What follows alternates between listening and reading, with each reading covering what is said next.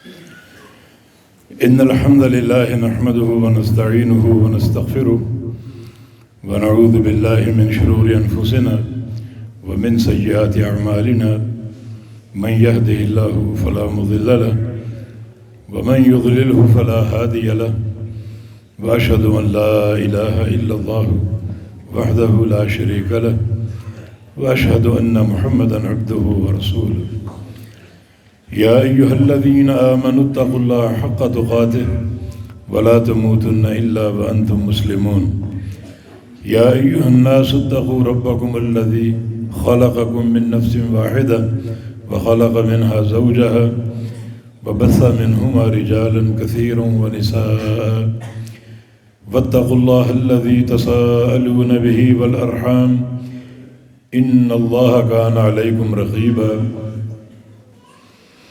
يا أيها الذين آمنوا اتقوا الله وقولوا قولا سديدا يصلح لكم أعمالكم ويغفر لكم ذنوبكم ومن يطع الله ورسوله فقد فاز فوزا عظيما اللهم صل على محمد وعلى آل محمد كما صليت على إبراهيم وعلى آل إبراهيم إنك حميد مجيد اللهم بارك على محمد وعلى آل محمد كما باركت على إبراهيم وعلى آل إبراهيم إنك حميد مجيد سبحانك لا علم لنا إلا ما علمتنا إنك أنت العليم الحكيم رب اشرح لي صدري ويسر لي أمري واحلل عقدة من لساني يفقه قولي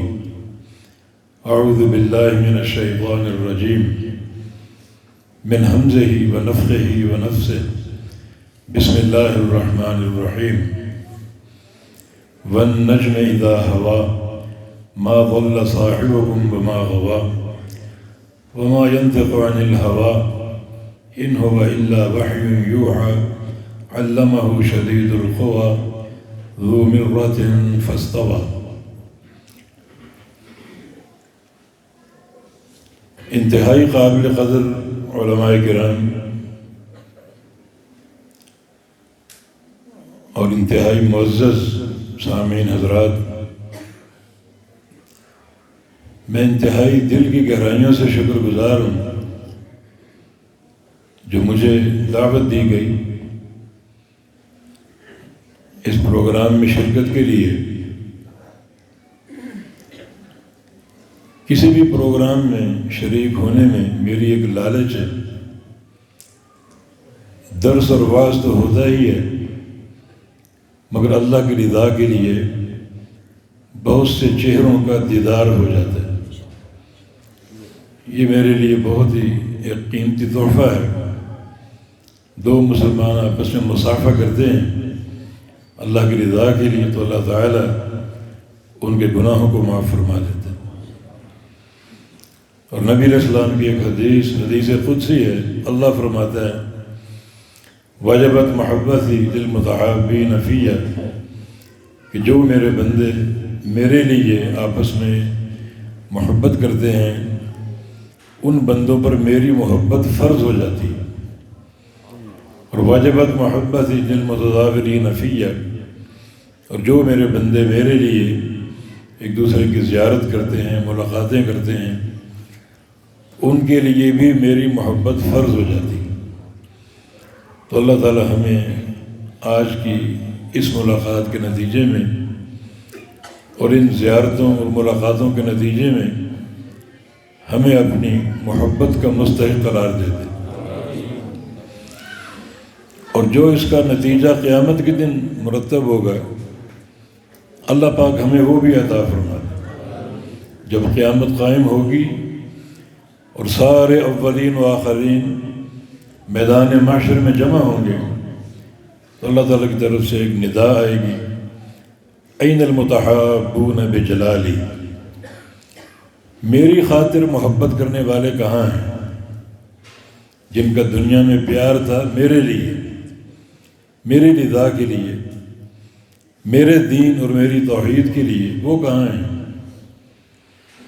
ان کے لیے میرے پاس دو اعزاز ہیں۔ ایک اعزاز یہ ہے لہم منابر من نور یغبطہم النبیون والصدیقون والشہداء، کہ آج ان کے لیے نور کے ممبر تیار ہیں۔ اللہ تعالیٰ کے اس قدر قریب ہوں گے وہ کہ انہیں دیکھ کر انبیاء، صدیقین اور شہداء رشک کریں گے۔ دوسرا اعزاز یہ ہے کہ الیوم اظلہم تحت ظلی یوم لا ظل الا ظلی، کہ آج میں انہیں اپنے سائے تلے جگہ دوں گا، سورج کی گرمی سے بچاؤں گا، قیامت کے خطرناک پسینے سے بچاؤں گا، اپنے عرش کے نیچے جگہ دوں گا، جس دن میرے عرش کے سائے کے علاوہ دوسرا کوئی سایہ نہ ہوگا۔ یہ اعزاز ہیں ان محبتوں کے جو اللہ کی رضا کے لیے۔ یہاں آپ بھی موجود ہیں، میں بھی پہنچا ہوا ہوں، ایک دوسرے کو دیکھ رہے ہیں، باہم مل بیٹھے ہیں، کوئی دنیا کی غرض نہیں ہے، کوئی دنیا کی لالچ نہیں ہے، نہ کسی ناموری کی بھوک ہے، نہ کسی شہرت کی طلب ہے، صرف اللہ کی رضا مقصود ہے۔ اللہ تعالیٰ یہ آمد اور یہ حاضری اپنی رضا کے کھاتے میں لکھ لے اور میری اور آپ کی مغفرت فرما دے۔ مجھ سے قبل ایک بڑا مفصل بیان آپ نے سنا، اور محبت مصطفیٰ علیہ السلام کے حوالے سے ہم سب کے ایمان تازہ ہوئے۔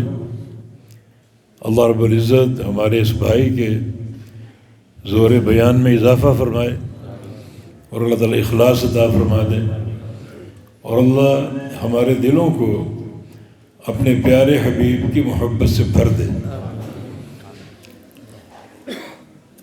اور اطاعت کی توفیق عطا فرمائے، کیونکہ محبت اطاعت کا نام ہے۔ جس محبت میں اطاعت نہ ہو وہ محبت نہیں ہے، اور جو اطاعت محبت سے خالی ہو وہ اطاعت بھی قابل قبول نہیں۔ تو اللہ تعالیٰ ہمیں وہ عطا فرما دے۔ ہمیں یہ یاد دلا رہے تھے کہ ہم اہل الحدیث ہیں، اور اپنے مقام کو سمجھیں، اپنے مقام کو پہچانیں، اور سچے اہل حدیث بننے کی کوشش کریں۔ تو مجھے امام شافعی رحمہ اللہ کا ایک قول یاد آ رہا تھا، وہ خطیب بغدادی لائیں شرف اصحاب الحدیث میں۔ امام شافعی فرماتے ہیں کہ اذا رأیت احدا من اہل الحدیث فکأنی رأیت رسول اللہ صلی اللہ علیہ وسلم۔ جب میں کسی اہل حدیث کو دیکھتا ہوں تو لگتا ہے کہ میں نے اللہ کے رسول کو دیکھ لیا۔ اہل حدیث وہ ہوتا ہے جو نبی علیہ السلام کی سنت اور آپ کی حدیث میں ڈوبا ہوتا ہے۔ اس کی گفتار، اس کا کردار، اٹھنا بیٹھنا، عمل، عبادات، سیاسیات، سب نبی علیہ السلام کی اطاعت کے دائرے میں ہوتی ہیں۔ امام ابن قدامہ رحمہ اللہ مقدسی بہت بڑے فقیہ تھے، محدث تھے۔ ان کے بارے میں لوگ کہتے ہیں کہ جب بھی ہم ابن قدامہ کو دیکھتے تو لگتا ہے کہ ہم نے اللہ کے رسول کو دیکھ لیا۔ امام بخاری کے ایک شیخ ہیں ابو عاصم النبیل، ان کا قول ہے من طلب هذا الحدیث فقد طلب اعلی الامور فعلیہ ان یکون خیر الناس۔ جو حدیث کا طالب ہے، اور ہم سب حدیث کے طالب ہیں، حدیث کے سماع کا ہم کو شوق ہے، درس حدیث سننے کی ایک لگن ہے ہمارے اندر۔ جو حدیث کا طالب ہے وہ یقین کر لے کہ وہ سب سے اعلیٰ شے کا طالب ہے، سب سے اعلیٰ شے۔ یہ سائنسدانوں کی سائنس، ڈاکٹروں کی ڈاکٹری، اور انجینئروں کی انجینئرنگ، یہ ساری اس کے سامنے ہیچ ہے۔ وہ سب سے اعلیٰ شے کا طالب ہے، فعلیہ ان یکون خیر الناس، پھر اس پر یہ فرض ہے کہ وہ عقیدے کے اعتبار سے، عمل کے اعتبار سے سب سے اعلیٰ بن جائے، جس کی ایک ایک حرکت سے خوشبو آئے نبی علیہ السلام کی سنت کی، جس کی عبادت ہو یا اٹھنا بیٹھنا، کھانا پینا، ہر شے میں نبی علیہ السلام کی محبت کی خوشبو آئے، آپ کی سنت کی خوشبو آئے، تو یہ عہد الحدیث کا مقام۔ دو باتیں ہو گئیں، عہد الحدیث ہونا ایک شرف کی بات ہے، کوئی دنیا کا شرف اس کا مقابلہ نہیں کر سکتا۔ کہ اللہ کا احسان ہے کہ اس نے ہمیں عہد الحدیث بنایا۔ اگر قبر پر کفن پر لکھنا جائز ہوتا تو میں وصیت کر کے جاتا کہ میری قبر پر عہد الحدیث لکھنا، میرے کفن پر عہد الحدیث لکھنا، مگر چونکہ جائز نہیں ہے اس لیے یہ وصیت نہیں کر سکتے۔ تو ایک تو یہ شرف ہے کہ اللہ نے ہمیں عہد الحدیث بنایا، اور دوسرا ذمہ داری کا احساس کہ عہد الحدیث ہونا نام کی حد تک نہیں بلکہ اپنی ذمہ داری کو پہچاننا، سنت پر عمل، سنت کی دعوت، سنت کو نشر کرنا، اور یہ دینی مدارس جو حدیثیں پڑھاتے ہیں ان مدارس کے قیام پر توجہ دینا، ان کے دوام پر توجہ دینا، علماء کی خدمت، تاکہ حدیث کے سماع اور اسماع کا سلسلہ جاری اور قائم رہے، اللہ تعالیٰ کی توفیق سے۔ ابھی ہم نے آپ کا اشتہار دیکھا، یہ سیرت النبی کے عنوان سے ہے، تو ایک طالب علم بڑے اختصار کے ساتھ نبی علیہ السلام کی سیرت آپ کے سامنے رکھے گا، اور یہ بات بتا دوں کہ نبی علیہ السلام کی حقیقی سیرت وہی ہے جو عہد الحدیث کے اسٹیج سے بیان ہے، کیونکہ مبالغہ آمیزی نہیں، اس لیے نہیں کہہ رہا کہ میں اہل حدیث ہوں، بلکہ آپ کی سچی سیرت، آپ کی حقیقی سیرت وہی ہے جو عہد الحدیث کے اسٹیج سے بیان ہے۔ باقی اسٹیجوں سے بھی ہم نے آپ کی سیرت سنی، آپ کی شان اور مقام کے حوالے سے باتیں سنی، مگر وہ ساری کی ساری غلو، مبالغہ آمیزی، پرلے درجے کا شرک، بلکہ کفر کو چھونے والی۔ اب ایک شخص یہ کہے نبی علیہ السلام کی محبت میں کہ حیران ہوں مصطفیٰ کو کیا لکھوں، خدا لکھوں یا خدا کا خدا لکھوں؟ آؤ بد دعا کریں کہ اللہ تعالیٰ جس نے بھی یہ شعر کہا ہے اس پر دنیا بھر میں موجود ریت کے ذروں کے برابر لعنت برسا، وہی جو مستوی عرش تھا خدا ہو کر ادھر پڑا مدینے میں مصطفیٰ ہو کر۔ یعنی کیا کہنا چاہ رہے؟ اللہ جو عرش پہ مستوی تھا، جب نبی کی بعثت کا وقت آیا تو اللہ مصطفیٰ بن کر، محمد بن کر مدینے میں آ گیا، عرش خالی ہے۔ یہ سیرت ہے، یہ آپ کی شان ہے، جھوٹ ہے، یہ غلو ہے، وہ مبالغہ آمیزی ہے جو کفر کی حدود کو چھو رہی ہے۔ عہد الحدیث جو اللہ کے نبی کی سیرت بیان کرتے ہیں صرف وہ بیان کرتے ہیں جو اللہ نے بیان کیا اور جو اللہ کے رسول نے بیان کیا، جو صحابہ نے بیان کیا، اپنی طرف سے نہ کوئی بات، نہ کسی قسم کی خواہش، نہ اپنے جذبات کی آمیزش، بلکہ صحیح کتاب و سنت کی روشنی میں آپ کی سیرت بیان ہوتی۔ چلیں، نبی علیہ السلام کی سیرت کے دو پہلو، ایک نبوت سے قبل اور دوسرا نبوت کے بعد۔ ایک آپ کے نبی بننے سے پہلے، دوسرا آپ کے نبی بننے کے بعد۔ نبی بننے سے پہلے آپ کی عمر یعنی 40 سال تھی، 40 سال نبوت سے قبل کا دور ہے، قرآن نے بیان کیا ہے، فَقَدْ لَبِثْتُ فِيكُمْ عُمَرًا مِّن قَبْلِهِ أَفَلَا تَعْقِلُونَ۔ یہ ایک آیت 40 سالہ سیرت کا نچوڑ ہے۔ اللہ کے پیارے پیغمبر کفار قریش سے مخاطب ہیں اس آیت کے ساتھ، صنادید قریش سے مخاطب ہیں کہ میں تمہارے بیچ ایک عمر گزار چکا ہوں، اور عمر وہ 40 سال ہے۔ ان 40 سالوں میں دن بھی آئے، راتیں بھی آئیں، سفر بھی، حضر بھی، خلوتیں جلوتیں، بچپن، جوانی، ہر عمر آئی، سارے حالات آئے۔ 40 سال کا دور کوئی چھوٹا نہیں ہوتا۔ تو ان 40 سالوں میں میری سیرت میں کوئی انگلی اٹھا کر دکھاؤ، کوئی ایک عیب ڈھونڈ کر نکالو، دکھاؤ۔ یہ چھوٹی سی آیت کریمہ پورا آپ کی 40 سال کی عمر مبارک کا نچوڑ پیش کر رہی، جس میں پوری قریش برادری کو چیلنج کیا گیا۔ میرے نبی کا یہ دور تمہارے بیچ گزرا، جاہلیت کا دور ہے۔ اس دور کی راتیں، شامیں، دن، راتیں اور خلوتیں جلوتیں سب آپ کے سامنے۔ کوئی عیب نکال کر دکھاؤ، کوئی کسی بات پر انگلی اٹھا کر دکھاؤ، سارے گونگے بنے بیٹھے، کسی کے پاس کوئی جواب نہیں، کوئی جواب نہیں۔ تو آیت کریمہ میں کیا ہے؟ اللہ کے پیارے پیغمبر کی وہ سیرت جو نبوت سے قبل ہے۔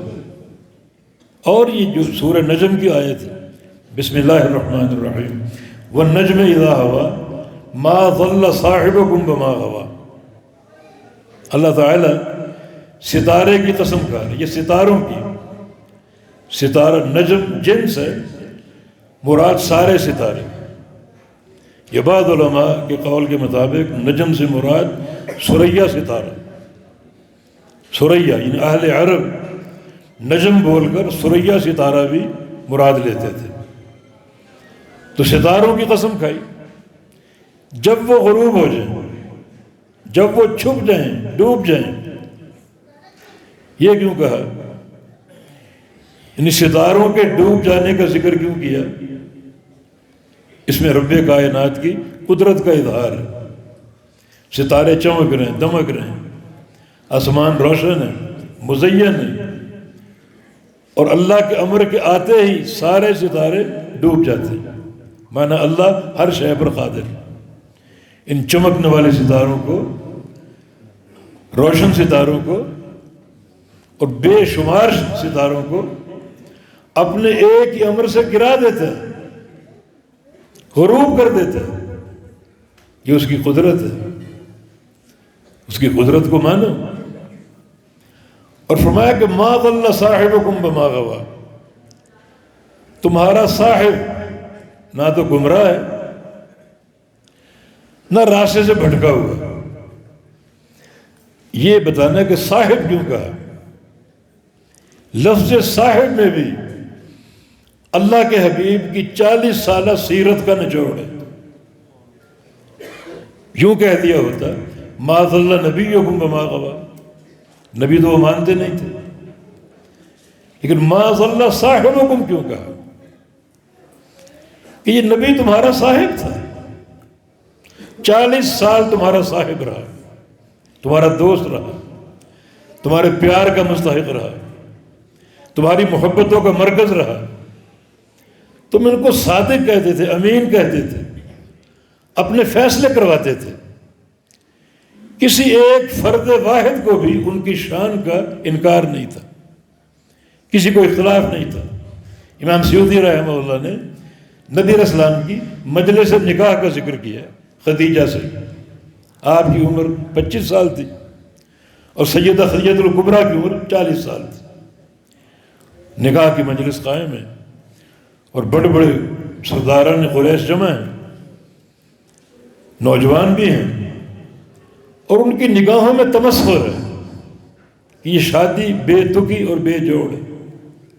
ایک طرف خدیجہ بلا کی تاجر اور مالدار خاتون، اور ایک طرف یتیم محمد صلی اللہ علیہ وسلم، نہ دنیا کا مال، نہ کوئی پیسہ، نہ کوئی کاروبار، نہ کوئی تجارت۔ نبی بننے سے پہلے کی بات۔ خطبہ نکاح ابو طالب نے پڑھا، آپ کے چچا نے۔ وہ بڑا گھات تھا، نگاہوں کو پہچاننے والا۔ وہ تمسخر پہچان گیا کہ اس شادی کے تعلق سے لوگوں کی نگاہوں میں ایک مذاق ہے، ایک ٹھٹھا اور مخول ہے، کیسی بے جوڑ شادی۔ ابو طالب نے خطبہ نکاح پڑھا اور سارے قریشیوں کو خطاب کیا، یا معشر قریش، اے قریش کی جماعت، ایکم یساوی محمدن صلی اللہ علیہ وسلم، ایکم یساوی محمدن، تم میں سے کون ہے جو میرے محمد کی برابری کرتا ہو، شرفاً و کرماً و عقلاً و نبلاً و شجاعتاً، ان سارے امور میں، شرف میں، ذہانت میں، عقل میں، بہادری میں، سخاوت میں، جتنے مکارم خیر ہیں، ان سارے مکارم خیر میں کون ہے تم میں سے جو میرے محمد کی برابری کرتا ہو؟ اپنا سر اٹھا کے دکھائے مجھے۔ یہ ایک چیلنج ہے، کھلا چیلنج ہے، نوجوانوں کو، بوڑھوں کو، سب کو چیلنج ہے، اپنا سر اٹھا کے دکھاؤ۔ اگر کسی کو دعویٰ ہے کہ وہ اخلاقیات میں، کردار میں محمد جیسا ہے صلی اللہ علیہ وسلم، بتاؤ۔ سب گردنیں جھک گئی، سارے خاموش۔ وہ جو نگاہ میں تمسخر تھا، خاک بن کے اڑ گیا۔ ابو طالب نے کہا الا المال، ہاں میرے بھتیجے کے پاس مال نہیں ہے، تمہارے ذہنوں میں خناس مال کا ہے، مال میرے بھتیجے کے پاس نہیں ہے۔ لیکن سن لو، مال جو ہے نا یہ شرف کی علامت نہیں ہے۔ فَإِنَّ الْمَالَ ذِلٌّ زَائِلٌ، مال ایک سائے کی مانند ہے، کبھی اس طرف کبھی اس طرف، کبھی آگے کبھی پیچھے، اور کبھی ختم ہو جاتا ہے۔ مال کو مستقل شرف کی علامت تھوڑی، مال تو بڑے بڑے گناہ گاروں اور بے حیا لوگوں کے پاس بھی ہوتا ہے، بے حیا عورتوں کے پاس بھی ہوتا ہے۔ یہ کون تھا شرف کی علامت؟ لیکن مال میں پیچھے نہیں رہیں گے، ہم مال میں پیچھے نہیں رہیں گے۔ خدیجہ کا حق مہر تم مقرر کرو، ہم دے کر جائیں گے، علیہ صداقہ، حق مہر ہم دیں گے، جو چاہو مقرر کر لو۔ اگر حوا صرف مالک ہے، نبوت سے قبل آپ کا کردار، کسی نے آنکھ اٹھائی، سر اٹھایا، کوئی مقابلے میں آیا، یعنی محمد مصطفیٰ علیہ السلام، ان کا جو دور تھا نبوت سے قبل کا، ہر عیب سے پاک تھا، ہر عیب سے پاک۔ وہ پریشان رہتے تھے اپنے معاشرے کے گناہوں سے، بدعمالیوں سے، شرک سے، ان کے جرائم سے، شراب نوشی ہو رہی، زناکاری ہو رہی، اور موسیقی چل رہی ہے، اور ناچ گانے کی محفلیں چل رہی ہیں، پریشان تھے، کبھی کسی مقام پر شریک نہیں ہوئے۔ اور نبوت ملنے سے کچھ عرصہ قبل اللہ نے آپ کے دل میں کیا ڈالا؟ صحیح بخاری کے حدیث کے الفاظ ہیں کہ ثم حبب الیہ الخلا، اللہ نے آپ کے دل میں خلوت کی محبت ڈال دی، تنہائی میں بیٹھنا اور غور و فکر کرنا۔ تو آپ خدیجہ کے پاس آتے اور 1 مہینے کا زاد راہ لے لیتے، 1 مہینے کا کھانا بنوا لیتے، اور اپنے گھر سے غار ہرا چلے جاتے، 1 مہینہ خلوت کرتے وہاں۔ کوئی طریقہ تو تھا نہیں نماز کا، عبادت کا۔ بخاری شریف کے حدیث کے الفاظ ہیں یتحنث، تحنث کرتے۔ تحنث کا معنی کیا ہے؟ تحنث حنس سے ماخوذ ہے، اور یہ باب تفعل، یعنی حنس کا ازالہ کرنا۔ اللہ تعالیٰ سے رو رو کر فریاد کرتے کہ یا اللہ، جو اس معاشرے میں گناہ مروج ہیں، میں ان سے بھری ہوں، میں ان سے بیدار ہوں۔ آپ کی پاک زندگی ان گناہوں کی بیداری کے تعلق سے ابھی وحی نہیں اتری، مگر آپ کی پاکیزہ فطرت، پاکیزہ آپ کی ذہنیت، تو یہ سارا جو معاملہ ہے نبوت سے قبل کا، اللہ تعالیٰ نے اس کی پاکیزگی کی ضمانت دی۔ وہ کیسے؟ بسم اللہ الرحمن الرحیم، الم نشرح لک صدرک، کیا ہم نے آپ کے سینے کو نہیں کھولا؟ نبی علیہ السلام کی عمر 4-5 سال تھی، حلیمہ سعدیہ کی بستی میں آپ موجود تھے، آپ کے گاؤں میں، اور 4-5 سال کی عمر تھی۔ محلے کے بچوں سے کھیل رہے تھے، جبریل امین آ گئے، ان کے ہاتھ میں زمزم پانی کا تش تھا، نبی علیہ السلام کو پکڑا اور نیچے لٹا لی اور آپ کا سینہ چاک کیا، اندر سے دل نکالا اور دل کو زمزم کے پانی سے دھویا۔ اور اس جگہ ایک اور لفظ بھی ہے، ایک ٹکڑا تھا کالا سا لوتھڑا، اسے کاٹا اور فرمایا کہ ھذا حظ الشیطان منک، یہ ٹکڑا جو ہے کالا، یہ آپ کے اندر شیطان کا حصہ تھا، جہاں شیطان اپنی کارروائی کرتا، اس کو ہم نے کاٹ کے پھینک دیا، مانا شیطان کا تسلط بھی ختم ہو گیا۔ یہ آپ کی زندگی قبل از نبوت، دل کو دھویا گیا زمزم کے پانی سے اور اس کو بالکل پاک صاف کیا گیا۔ تو قبل از نبوت کی زندگی پاکیزہ، جو شیطان کا حظ اور نصیب تھا، اسے کاٹ کر پھینک دیا گیا، شیطان کا تسلط بھی ختم ہو گیا۔ نبی علیہ السلام کا ارشاد گرامی ہے، ہر بندے کے ساتھ شیطان ہوتا ہے، میرے ساتھ بھی تھا، مگر وہ میرا فرما بردار بن گیا، میرا مطیع بن گیا، گویا اس نے اسلام قبول کر لیا، میرا فرما بردار ہو گیا۔ آپ کی سیرت حمیدہ، یہ ہم نے اپنی طرف سے کوئی بات نہیں کی، ساری باتیں قرآن نے بتائیں۔ ما ضل صاحبکم، قرآن نے اپنے پیارے نبی کو، اللہ تعالیٰ نے اپنے پیارے نبی کو ان کا صاحب کہا، اشارہ ہے سابقہ زندگی کی طرف، یہ تمہارا دوست تھا، تم اس کو صادق اور امین کہتے تھے، محبت کرتے تھے، امانتیں اپنے پاس رکھواتے تھے، فیصلے ان سے کرواتے تھے، تو ایک 40 سال تمہاری دوستی قائم رہی، اب اچانک وہ دوستی عداوت میں کیوں تبدیل ہو گئی؟ ایسی کیا بات ہوگی؟ صرف پیغام توحید کی بنا پر، اس مشن کی بنا پر؟ آگے وہ آپ کی سیرت ہے جو نبوت کے بعد کی ہے۔ ما ضل صاحبکم وما غوا، ضل اور غوا ان میں فرق ہے، دونوں گمراہی کے معنی میں آتے ہیں، راستہ بھٹکنے کے معنی میں، لیکن ضلع سے مراد وہ گمراہی ہے جو آمدن ہو، جان بوجھ کر ہو، اور غوا سے مراد وہ گمراہی جو خطأ یا بھول چوک سے ہو جائے، غلطی سے ہو جائے۔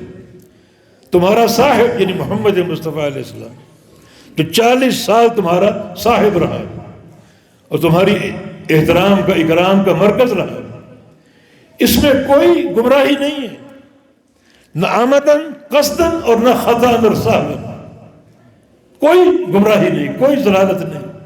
کیوں نہیں؟ کیوں نہیں ہے؟ کیوں کہ وما ينطق عن الهوى ان هو الا وحی یوحی، کہ یہ کبھی اپنی خواہش سے نہیں بولتا، دین کے معاملے میں اپنی رائے سے، خواہش سے کبھی نہیں بولتا، جب بھی کلام کرتا ہے اللہ کی وحی سے کرتا ہے۔ تو جس کا ہر نطق اللہ کی وحی ہو، ہر کلام اللہ کی وحی ہو، وہ گمراہ ہو سکتا ہے، وہ مجنون ہو سکتا ہے، وہ ساحر ہو سکتا ہے، تو پروان چڑھے رب تعالیٰ کی وحی کے زیر سایہ۔ تو سورۃ النجم جو ہے، اس میں نبی علیہ السلام کی دونوں زندگیوں کا ذکر اور خلاصہ ہے۔ صاحبکم سے اشارہ ہے وہ زندگی جو قبل از نبوت تھی، کیونکہ نبی بننے سے قبل تم اس کو اپنا صاحب مانتے تھے، اپنا دوست مانتے تھے، ان کا اکرام کرتے تھے۔ اب نبی بن چکا، اب ان کی شان سن لو، وہ گمراہ نہیں ہے، نہ قصداً گمراہ ہے، نہ خطاً گمراہ ہے، کیونکہ وہ ہمیشہ اللہ کی وحی کا ناطق ہے، اللہ کی وحی سے بولتا ہے۔ دین کے معاملے میں کچھ معاملے فطری ہوتے ہیں اور کچھ معاملے ایسے ہوتے ہیں جس میں اللہ تعالیٰ صحابہ سے مشاورت کا حکم دیتا ہے، لیکن جب دین کی بات ہوگی تو آپ ہمیشہ اللہ کی وحی سے بولیں۔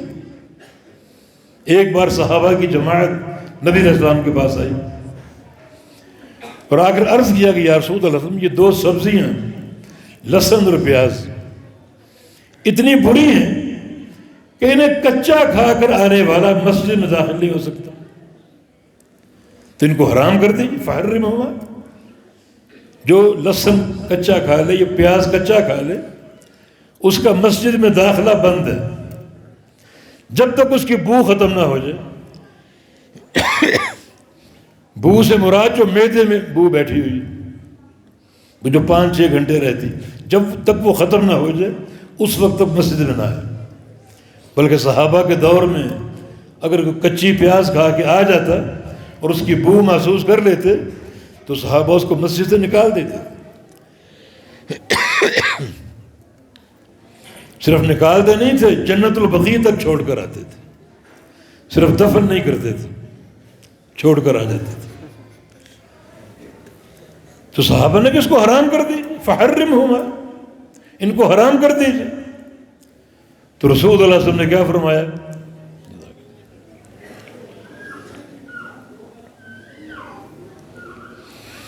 فرمایا کہ لیس لی تحریم ما احلہ اللہ، جس چیز کو اللہ نے حلال کہا ہے اسے حرام کرنے کا میرے پاس کوئی اختیار نہیں، کوئی اختیار نہیں۔ آپ ناطق وحی تھے، جو ناطق وحی ہو وہ گمراہ ہو سکتا ہے، وہ ساحر یا جادوگر ہو سکتا ہے، مجنون ہو سکتا ہے۔ ان آیات نے کفار کے سارے دعووں کی تفنید کر ڈالی، اور یہ 4 آیتیں پیغمبر علیہ السلام کی پوری حیات طیبہ اور پوری سیرت طیبہ کا خلاصہ ہے، قبل از نبوت بھی اور بعد از نبوت بھی۔ یہ سورہ علم نشرح، اس میں نبی علیہ السلام کا مقام نبوت کے بعد کا، کیونکہ آپ کا شق صدر 3 دفعہ ہوا، متفق علیہ، 3 دفعہ آپ کا سینہ چاک کیا گیا۔ ایک بچپن میں مائی سعدیہ حلیمہ کے محلے میں، جو آپ نے ابھی سنا، تو بچپن ہی سے آپ کے دل کو دھویا گیا زمزم کے پانی سے اور پاک کر کے، اور جو شیطان کا حظ اور لوتھڑا تھا کالا اس کو کاٹ کے جدا کر دیا گیا۔ اس طرح آپ کا بچپن، جوانی، بلکہ پوری عمر جو ہے وہ پاکیزہ ہو گئی۔ 2 دفعہ اور شق صدر ہوا، آپ کے سینے کو چاک کیا گیا۔ ایک دفعہ نبوت سے قبل غار حرا میں، پھر آپ کے سینے کو چاک کیا گیا اور آپ کے دل کو نکالا گیا، اس کو دھویا گیا۔ اور ایک دفعہ معراج کے موقع پر، معراج سے قبل جب آپ اوپر جا رہے تھے اور آپ نے اللہ تعالیٰ کی عجیب نشانیاں دیکھنی تھی، اس وقت بھی آپ کے سینے کو چاک کیا گیا اور آپ کے دل کو نکالا گیا، دھویا گیا۔ بعض دفعہ زمزم کے پانی سے اور بعض دفعہ بارش کے پانی سے، کیونکہ بارش کا پانی بھی انتہائی پاکیزہ اور انتہائی طہارت دینے والا ہوتا ہے، جیسا کہ نبی علیہ السلام کی دعائیں ہیں، وَنَقِّنِي مِنَ الْخَطَايَا بِالْمَاءِ وَالثَّلْجِ وَالْبَرَدِ، کہ مجھے میرے گناہوں سے پاک کر دے، صاف کر دے، بارش کا پانی کے ساتھ مجھے دھو ڈال، اور آسمان سے گرنے والی برف کے ساتھ اور آسمان سے گرنے والے اولوں کے ساتھ مجھے پاک صاف کر دے۔ تو کبھی آپ کے سینے کو، آپ کے دل کو زمزم سے دھویا گیا اور کبھی آپ کے دل کو بارش کے پانی سے دھویا گیا، اور یہ ضمانت آپ کی پوری حیات طیبہ کی پاکیزگی، شرع صدر ہے۔ افمن شرح اللہ صدرہ للاسلام فہو علی نور من ربہ، اللہ تعالیٰ جس کے سینے کا شرح فرما دے، جس کے سینے کو کھول دے، اور پیارے پیغمبر کا سینہ اللہ تعالیٰ نے عملی طور پر کھولا، معنوی طور پر بھی۔ تو جس کو شرع صدر ہو جائے رب تعالیٰ اس کو نور دیتا ہے، اپنے رب کی طرف سے وہ نور پر ہے، یعنی آپ کی دنیا اور آخرت نور سے بھر دی گئی اس شرع صدر کے ذریعے، شق صدر کے ذریعے نور سے بھر دی گئی۔ اور اصل کامیابی کی اساس نور ہے، دنیا میں نور، نور ہدایت ہے، اور قیامت کا نور وہ معنوی اور حصی نور ہے جو ہر بندے کی نجات کا باعث ہوگا۔ قیامت کے دن سن لو، نور کے بغیر کامیابی نہیں ملے گی، نور کے بغیر۔ مومنین کے پاس نور ہوگا، منافقین اور کفار نور سے محروم ہوں گے، اندھیروں میں ہوں گے۔ اور ایک چیز آپ کو بتا دوں میں، کہ اسلام لانے کے باوجود ایک عمل ایسا ہے جو قیامت کے دن اندھیروں کا باعث بن سکتا ہے، نور چھن سکتا ہے، اور وہ ہے ظلم۔ ایک کلمہ کو مسلمان ہے، اگر وہ ظلم کرتا ہے تو اس کا ظلم جو ہے وہ قیامت کا اندھیرا بن جائے گا۔ وہ ظلم اپنی جان پہ کرے، اپنی اولاد پہ کرے، اپنی بیوی پر کرے، اپنے پڑوسی پر کرے، اپنے کسی دوست پر کرے، کسی بھی شخص پر کرے، حتیٰ کہ جانور پر کرے، جو بھی ظلم کرے گا وہ قیامت کا اندھیرا بنتا جائے گا۔ نبی علیہ السلام کی حدیث ہے الظلم ظلمات یوم القیامہ، کہ دنیا کا ظلم قیامت کے اندھیرے ہیں۔ جتنا کسی پر ظلم کرو گے اتنا قیامت کے اندھیرے پڑتے جائیں اور نور ختم ہوتا جائے گا۔ اور آپ جانتے ہیں کہ قیامت کا ایک مرحلہ پل صراط کا تو جہنم پر قائم ہے، ایک تیز رفتار پل، ایک ریزر سمجھو جو جہنم کی پشت پر نصب ہوگا، اور جہنم کتنی بڑی اس کا ہم تصور نہیں کر سکتے، اتنا ہی بڑا وہ پل ہے، بڑا پرمشقت راستہ ہے یہ، جس کو عبور کیے بغیر جنت کا داخلہ ممکن نہیں۔ اور یہ پل کیسا، کوئی سیدھا پل نہیں ہے، سیدھا پل نہ سمجھنا اسے، کیونکہ جہنم نیچے ہے اور جنت اوپر ہے۔ یہ پل بلندی کی طرف جائے گا، اوپر کو چڑھنا پڑے گا آپ، یہ پل سیدھا نہیں ہے، وہ اعلیٰ علیین ہے اور یہ اسفل السافلین ہے، نیچے سے اوپر کی طرف آپ نے جانا ہے۔ اس پل کو عبور کر کے جنت کا داخلہ ملے گا، تو چڑھائی پر چڑھنا آپ نے، سیدھا راستہ ہو چلنا آسان ہوتا ہے، مگر چڑھائی ہو تو چڑھنا مشکل ہوتا ہے، اور وہ چڑھنا بھی اس تیز رفتار ایک بلیڈ پر، ایک تیز رفتار ریزر پر، جس کے بارے میں رسول اللہ صلی اللہ علیہ وسلم کا فرمان ہے کہ حد من السیف وادق من الشعرہ، کہ یہ پل جو ہے یہ بال سے زیادہ باریک ہوگا اور تلوار سے زیادہ کاٹنے والا ہوگا۔ اور یہاں عبور جو ہے اس کو پار کرنا نور کے بغیر ممکن نہیں، کیونکہ حدیث کے الفاظ ہیں یمر الناس علی قدر نور، کہ لوگ اس پل سے گزریں گے اپنے نور کے بقدر، جس کا نور جتنا زیادہ ہوگا اتنا وہ تیزی سے گزر جائے گا۔ جیسے بعض لوگ بجلی کی طرح گزریں گے، بعض لوگ پلک جھپکنے کی طرح گزر جائیں گے، اللہ ہمیں ان میں شامل فرما لے۔ بعض لوگ بادلوں کی رفتار سے، بعض لوگ سمندر کی لہروں کی رفتار سے، بعض لوگ گھوڑوں کی رفتار سے، ہواؤں کی رفتار سے اس پل کو عبور کریں گے، اور کچھ لوگ ایسے ہوں گے جن کا نور صرف اتنا ہوگا کہ ایک نقطہ پاؤں کے انگوٹھے پر ہوگا، اس سے کیا دیکھے گا وہ، کبھی گرے گا، کبھی سنبھلے گا، کبھی آگے بڑھے گا، کبھی رکے گا۔ اور بعض لوگ ایسے جن کے عمل ہی نہیں ہے، پل صراط پر کھڑے نہیں ہو پائیں گے۔ تو یہ اتنی ایک مہیب منزل ہے، یہاں نور کی ضرورت۔ تو اللہ تعالیٰ اگر شرح صدر فرما دے، رب تعالیٰ اس کو نور دیتا ہے، نور دیتا ہے، تو شرح صدر کی طرف آؤ۔ اللہ کے حبیب کا شرح صدر ہوا، آپ کے سینے کو چاک کیا گیا اور آپ کے دل کو دھویا گیا۔ اس میں کیا اشارہ ہے؟ سمجھنے کی بات سمجھو۔ آپ کے دل کو دھویا گیا، 3 بار دھویا گیا، چوتھی بار کے بارے میں اختلاف ہے، چلے 3 بار تو متفق ہے دھویا گیا، کیوں؟ ہمیں سمجھانے کے لیے سب سے پاکیزہ دل محمد مصطفیٰ علیہ السلام کا، اور اس کے باوجود اس کو دھویا جا رہا ہے، باوجود ہے کہ آپ کا دل سب سے پاکیزہ ہے، پھر بھی اس کو دھویا جا رہا ہے۔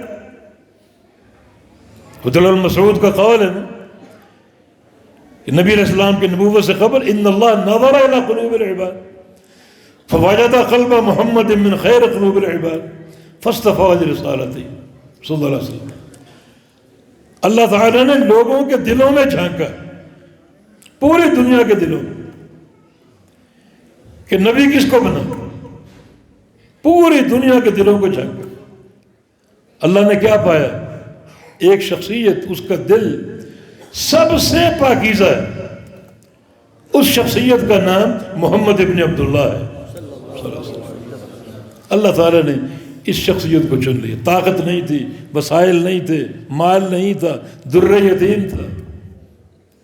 ایک طرف قیصر اور کسریٰ، طاقت سے بھرپور، صنعتیں، حرفتیں. اللہ ان کو چن لیتا. طاقت تو ہے، بے تحاشا ان کے مددگار بھی ہیں. دین پھیل جائے گا؟ نہیں. دین کا کام جو ہے نا ان طاقتوں پر نہیں ہوتا، ظاہری وسائل پر نہیں ہوتا. دین کا کام یہ جو ہماری مروجہ سیاست، سیاسی نعرے اور جھوٹ کے قلابے ملانا، اس سے دین کا کام نہیں ہوتا. دین کا کام نبی کرتا ہے یا وہ شخص کرتا ہے جس کا اخلاق اور سیرت اور کردار نبی جیسا ہو. اور کوئی نہیں کر سکتا. یہ تم ٹکریں مار رہے ہو نا، کبھی نون لیگ اور کبھی فلاں لیگ اور فلاں لیگ اور کبھی تحریک انصاف، کیا لالچ ہے آپ کے دل میں؟ دین کا کام ہوگا؟ ان خیال است و محال است و جنون. دین کا کام اہل الحدیث کریں گے. اپنی جماعت کا مضبوط کرو، اپنی جماعت کا منظم کرو. کام اللہ لے گا، ہمارے ہاتھ میں نہیں. چاہے وہ دینی انقلاب 100 سال بعد آئے، 1000 سال بعد آئے، بنیاد تو ڈال دو. اس کی صفحے اول میں اپنا نام تو لکھا دو.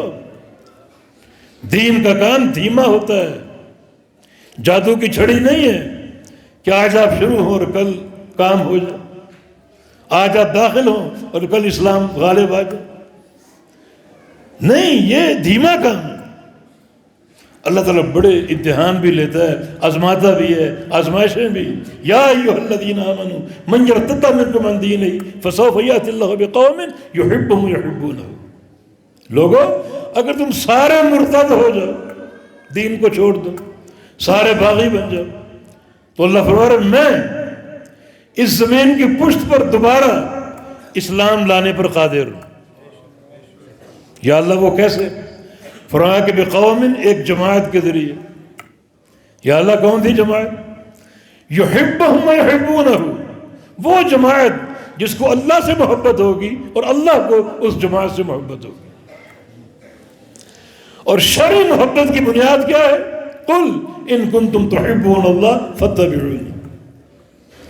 اللہ کی محبت کے طلبگار ہو تو میری محمد الرسول اللہ کی اتباع کر لو صلی اللہ علیہ وسلم. یہ شرعی محبت کی بنیاد. اب بتاؤ اس سارے رخ عرضی پر صحیح معنی میں اللہ کے رسول کی اطاعت کرنے والی جماعت کون سی جماعت؟ کون ہے؟ اہل الحدیث ہے. اگر اسلام کا غلبہ آئے گا، اسلام کا ظہور ہوگا، اسی جماعت کے ذریعے ہوگا جو جماعت اللہ کے نبی کی اتباع کرنے والی. کیونکہ اللہ کے نبی کی اتباع جو ہے وہ اللہ کی محبت کی نشانی ہے.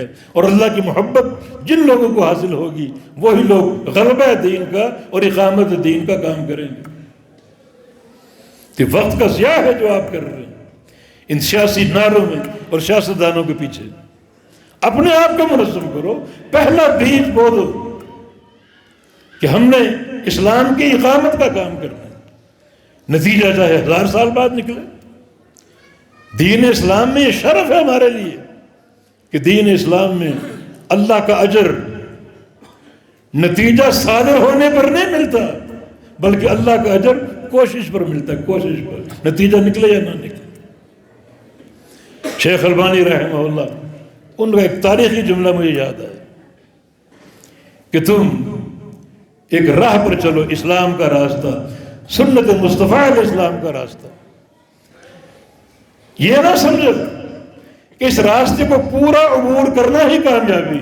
کامیابی یہ ہے کہ تمہاری موت آئے تو تم اسی راستے پر موجود ہو. اس سے دائیں بائیں بھٹکنے کی کوشش نہ کرو.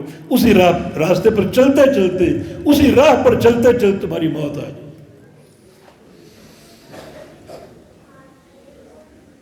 تو پیارے پیغمبر محمد رسول اللہ علیہ وسلم بتا یہ رہا تھے کہ ان کا یعنی سینہ 3 بار چاک ہوا.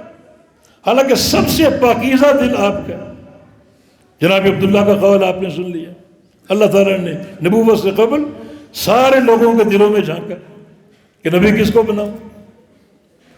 فوجد قلب محمد من خیر قلوب العباد، اللہ نے کیا دیکھا کہ محمد مصطفیٰ علیہ السلام کا دل سارے دلوں سے بہترین ہے، تو اللہ تعالیٰ نے نبوت کا تاج محمد ابن عبداللہ کے سر پہ سجا دیا، نبی بنا لیا۔ اور عبداللہ فرماتے ہیں ثم نظر الی قلوب العباد، پھر دوبارہ دیکھا بندوں کے دلوں کو، دوبارہ جھانکا تو اللہ نے کیا پایا؟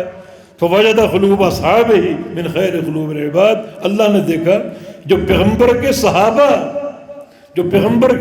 صحابہ بنیں گے ان کے دل سب سے پاکیزہ ہے، تو اللہ نے ان لوگوں کو اپنے نبی کی صحبت کا شرف عطا فرما دیا، نبی کا صحابی بنا دیا۔ سب سے پاکیزہ دل محمد مصطفیٰ علیہ السلام کا، وہ نبی بن گئے اللہ کی طرف سے، اور اس کے بعد کچھ لوگوں کے دل سب سے پاکیزہ محسوس ہوئے، اللہ نے ان کو اپنے نبی کا صحابی بنا دیا اور ان کو صحبت کا شرف عطا فرما دیا۔ بتانا یہ مقصود ہے، اتنا پاکیزہ دل، اور 3 بار اس کو دھویا گیا، تو پھر کس قدر اس دل کی طرف توجہ دینے کی ضرورت ہے؟ وہ نبی کا دل پاکیزہ ہونے کے باوجود 3 بار دھویا گیا، تو ہم گناہ گار کتنے، قدم قدم گناہ کرنے والے۔ نبی علیہ السلام کی حدیث ہے اذا اذنب ابن آدم نکت فی قلب نقطۃ سوداء، انسان جب گناہ کرتا ہے تو اس کے دل میں ایک سیاہ نشان لگ جاتا ہے، ایک سیاہ نقطہ اس کے دل میں لگ جاتا ہے، توبہ کر لے وہ نقطہ مٹا دیا جاتا ہے، دوسرا گناہ کر لے دوسرا نقطہ، تیسرے گناہ پر تیسرا نقطہ، چوتھے گناہ پر چوتھا نقطہ۔ یہ ہمارے دل ہے، گناہوں کی آلودگی سے سیاہ ہو چکے، سیاہ ہوتے جا رہے ہیں۔ کس قدر یہاں تزکیہ کی ضرورت ہے، کس قدر اس دل کو پاکیزہ کرنے کی ضرورت ہے، اور یہ پاکیزگی اللہ کے بندو سیرت مصطفیٰ علیہ السلام کی رہین منت، آپ کے کردار کو، آپ کے عمل کو اور آپ کے عقیدے کو دیکھو، اور وہ جماعت جو آپ کی صحبت کے لیے چن لی گئی اس جماعت کے عقیدے کو دیکھو، ان کے جذبہ اطاعت کو دیکھو، ان کے دل کیسے پاکیزہ ہوئے، وہ اللہ کے حبیب کی اتباع سے ہوئے، تعلق بالقرآن سے ہوئے، تعلق بالسنہ سے ہوئے، اسی نقش قدم پر چلنا پڑے گا۔ وہ اتباع کا راستہ ہے، وہ ہدایت کا راستہ ہے، وہ دلوں کی پاکیزگی کا راستہ ہے۔ تو اللہ کے پیارے پیغمبر کی یہ سیرت طیبہ یہ قرآن کی آیات میں موجود ہے۔ الم نشرح لک صدرک ووضعنا عنک وزرک الذی انقض ظہرک، ہم نے آپ کے سینے کو نہیں کھولا، اور اللہ جس کے سینے کو کھول دے اس کو رب تعالیٰ نور دیتا ہے، نور۔ اور من یشرح صدر ایک مقام پر فرمایا کہ یہد قلبہ، یعنی شرح صدر کا معنی ہدایت، ہدایت کی ضمانت، ہدایت کے وعدے، شرح صدر۔ تو کتاب و سنت اگر ہمیشہ ہمارے سامنے ہو تو یہ شرح صدر کی اساس ہے، ہدایت حاصل ہوگی، رب تعالیٰ کے سے نور حاصل ہوگا، یقیناً یہی کامیابی کا راستہ۔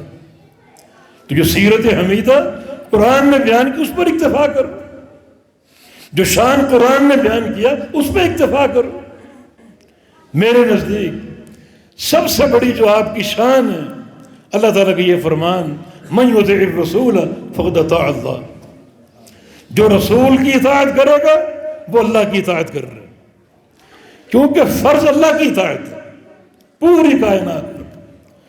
تو اللہ کی اطاعت تک پہنچنے کا راستہ کیا ہے، وسیلہ اور واسطہ کیا ہے؟ وہ ہے محمد الرسول صلی اللہ علیہ وسلم کی اطاعت۔ جو آپ کی اطاعت کر لے وہ اللہ کی اطاعت کر رہے ہیں۔ محمد الرسول اللہ یہ سب سے بڑا آپ کا شرف ہے۔ قرآن بار بار کہہ رہے کہ یہ اللہ کے رسول ہیں، یہ اللہ کے رسول ہیں، یہ اللہ کے رسول ہیں۔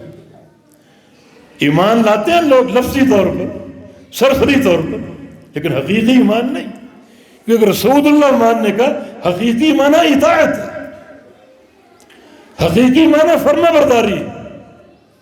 ورنہ رسالت پر ایمان لانا کوئی اس کا معنی نہیں بنتا، حقیقی معنی اطاعت ہے۔ صرف صلح حدیبیہ کا واقعہ چھوٹا سا آپ کے سامنے موجود ہے. جب پیارے پیغمبر نے ان سے ایک معاہدہ کر لیا، اس معاہدے کے بعد ظاہری شقیں اسلام کے خلاف محسوس ہو رہی تھی. عمر ابن خطاب طیش میں آ گئے، ابو بکر صدیق کے پاس گئے کہ یہ کیا معاہدہ ہو گیا؟ ابو بکر نے کیا کہا؟ ہوا رسول اللہ، وہ اللہ کے رسول. مانا ان کی اطاعت کرنا فرض، ان کی اطاعت کرنا. رسول ہونے کا مانا خاموشی اختیار کرو. جو معاہدہ آپ نے کر لیا، جو تحریر ہو گئی، اس کو مان لو، قبول کر لو، ان کی اطاعت فرض ہے. بلکہ امیر عمر نے اللہ کے نبی سے بھی کہا کہ کیف نقبل الدنیۃ فی دیننا، یہ معاہدہ تو ہماری کمزوری پر منتج ہے، اس کو ہم کیسے قبول کر لیں؟ تو رسول اللہ نے فرمایا کہ عمر کیا تم جانتے نہیں ہو کہ میں انا رسول اللہ، میں اللہ کا رسول ہوں. مانا رسول اللہ ہونے کا تقاضا یہ ہے کہ آپ کی اطاعت ہو اور آپ کی فرما برداری. ورنہ رسول ماننا، قصیدے کہنا، نعتیں پڑھنا، کوئی اس کا فائدہ نہیں جب تک عملی طور پہ آپ کی اطاعت نہ ہو. بلکہ یہ فہم کفار میں بھی تھا.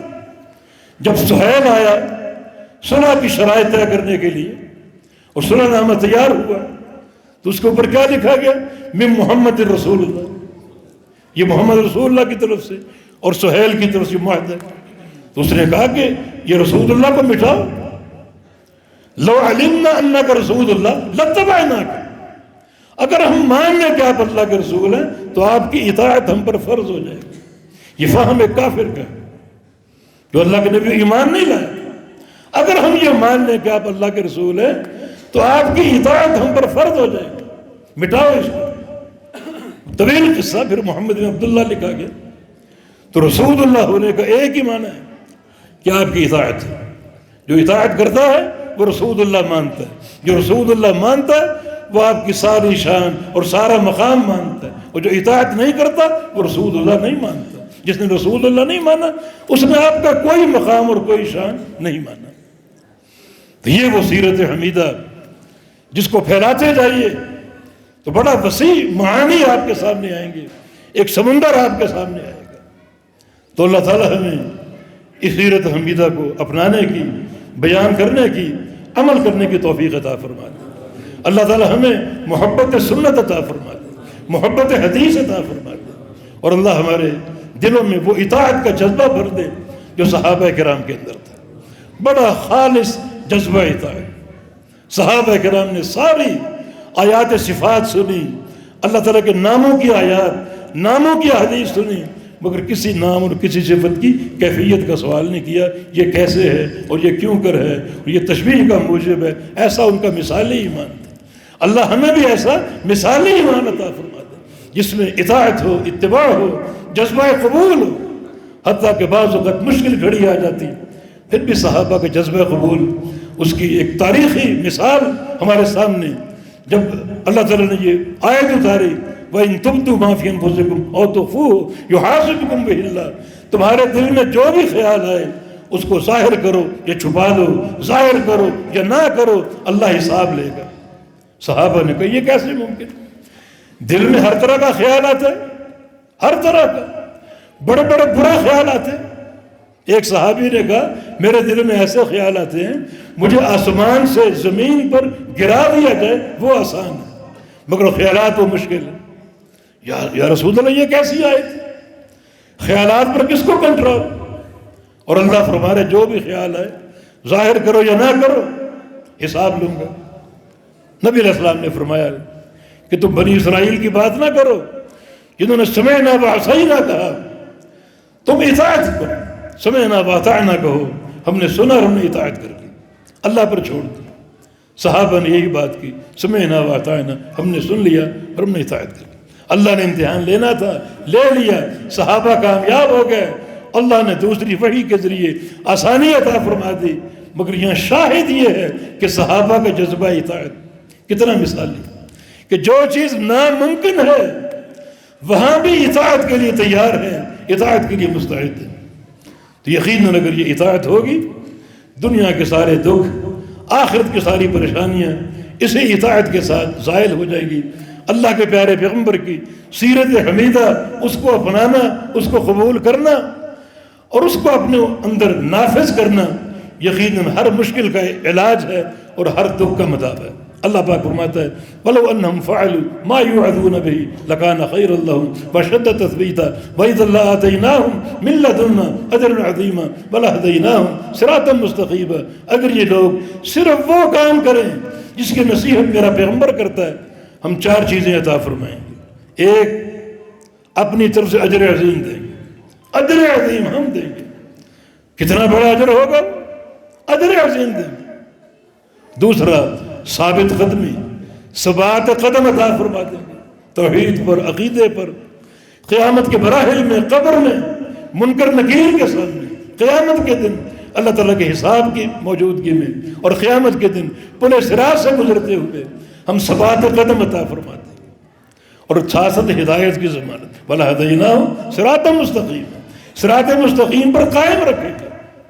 یہ سارے وعدے موجود ہیں، صرف اللہ کے حبیب کی غلامی اور آپ کی اطاعت اور آپ کی سیرت و طیبہ کو اپنانا اور اس کو اپنا عملی حصہ بنانا، اپنا اعتقادی حصہ بنانا۔